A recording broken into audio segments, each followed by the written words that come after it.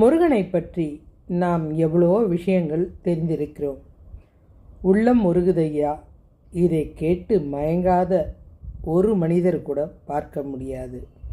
இது கிட்டத்தட்ட 1/4 நூற்றாண்டாக இந்த பாடல் நம் காதில் ஒலித்து இதயத்தில் கரைந்திருக்கிறது. இந்த பாடலை கேட்டு அழாதவர்கள் இருக்க முடியாது. ஆமாம், இந்த பாடலை எழுதியவர் யார் உங்களுக்கு தெரியுமா? டிஎம்எஸ் தான் இதை பாடினார். இந்த பாடலை கேட்டு உருகாத உள்ளங்களே இருக்க முடியாது. ஆனால் டிஎம்எஸ்க்கு இது எப்படி கிடைத்தது என்று ஆச்சரியமான தகவல் இருக்கிறது. ஒரு முறை அவர் பழனிக்கு சென்றார். எப்பொழுது தங்கும் ஒரு ஹோட்டலில் அறையை எடுத்து தங்கினார். அங்கு ஒரு முஸ்லீம் சிறுவன் ஒருவன் ஒரு பாடலை பாடிக்கொண்டு போய் வந்து கொண்டும் இருந்தான். அதை கேட்டதும் அவர் மனது ஏதோ செய்தது. அந்த சிறுவனை அருகே அழைத்து, என்னப்பா பாடுகிறாய் என்று கேட்டார். அந்த சிறுவனும் பாடலின் வரிகளை சொல்லும் பொழுது, உனக்கு யார் இதை கற்றுக் கொடுத்தது? தெரியாது, யாரோ ஒருவர் பாடினார்கள், அதை பார்த்து நான் கற்றுக்கொண்டேன் என்றான். இவரும் அவனை பாட சொல்லி அந்த வரிகளை அழகாக எழுதி வைத்து கொண்டார். அவருக்கு ஒவ்வொரு வரியும் மனதை கசைந்து விட்டது. என்ன சொல்வதென்றே தெரியவில்லை. அதை அப்படியே எழுதி கொண்டார். அவன் அந்த பாடலை எழுதியது யார் என்று தெரியாது என்று சொல்லிவிட்டான். அவர் உள்ளத்தில் அது எழுதியது யாராக இருக்கும் என்ற எண்ணம் மனதில் இருந்தது. ஊருக்கு வந்ததும் ஒளிப்பதிவாளர்கள் எல்லோரையும் அழைத்து அந்த பாடலை உருவாக்கி பாடலை வெளியிட்டு விட்டார். முதலில் அந்த பாடலின் வரிகள் உள்ளம் உருகுதடா என்றுதான் இருந்தது. இவர் ஐயா என்று மாற்றி அந்த பாடலை உருவாக்கிவிட்டார். பாடலின் வரிகளை கேட்ட மக்கள் அனைவரும் சந்தோஷப்பட்டார்கள்.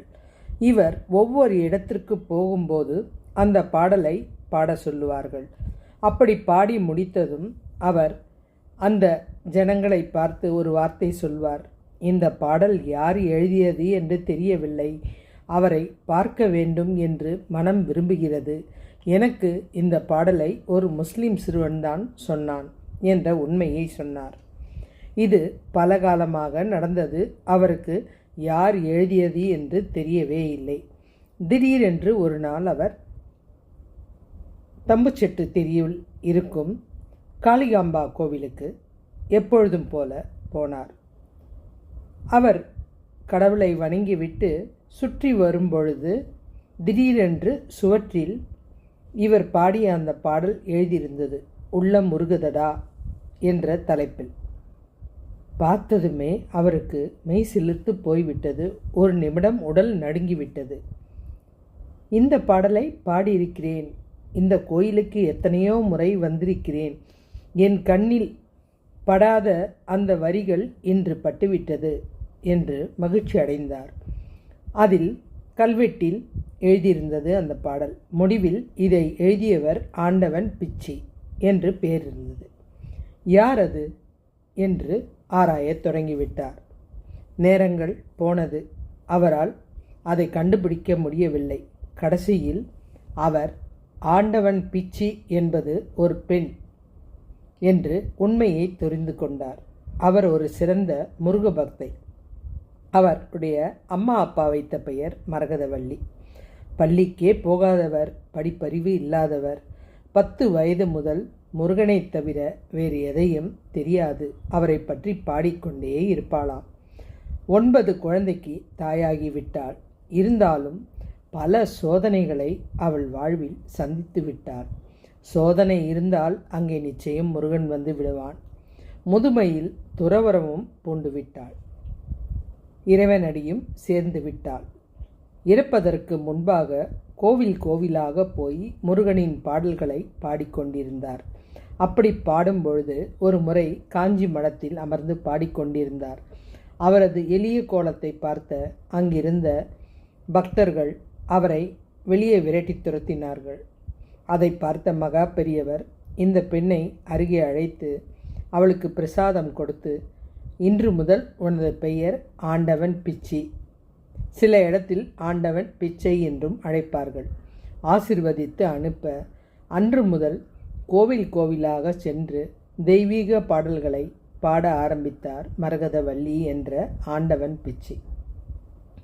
ஆண்டவன் பிச்சி நிறைய முருகன் பாடல்களை பாடினாலும் இந்த பாடல் என்னவோ அவரது வறுமையின் ஒவ்வொரு வரியும் இருந்தது. அவர் எத்தனை துன்பப்பட்டிருந்தால் இந்த பாடலில் அத்தனை கலங்க வைக்கக்கூடிய வரிகள் இருக்கிறது. நம் வாழ்க்கையிலும் இப்படிதான் நிறைய துன்பங்கள் இருக்கிறது.